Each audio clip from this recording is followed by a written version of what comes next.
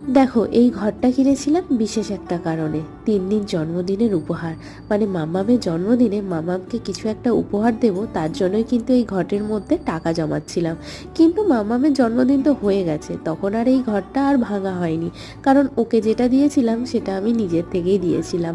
এই ঘরটা আর তখন ভাঙিনি, কিন্তু এখন ভেঙে ফেললাম, কারণ সবাই বলছে নাকি এই ঘরেতে নোট বেশি দিন থাকে না।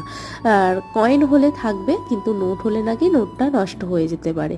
তো সেই ভয়ে আর কি এই ঘরটা ভেঙে ফেললাম। তবে টাকাগুলো কিন্তু একদমই নষ্ট হয়নি, যেমন টাকা ছিল তেমনই রয়েছে। আমি কেবলমাত্র ভয় পেয়ে ঘরটাকে ভেঙে ফেলেছি। তো যাই হোক, ভেঙেই যেখানে ফেলেছি এই সমস্ত টাকাগুলোকে ডিপোজিট করে দেব। আর হ্যাঁ, আর কোনোদিনও এইরকম ঘটের মধ্যে আর টাকা জমাবো না, অনেক হয়েছে আর না। এর মধ্যে টোটাল টাকা ছিল 100 টাকা কম, 4000 টাকা। চলো, তোমাদের সাথে দেখা হচ্ছে নেক্সট মিনি ব্লগে। আর এই ভিডিওটা ভালো লাগলে লাইক, কমেন্ট এন্ড সাবস্ক্রাইব।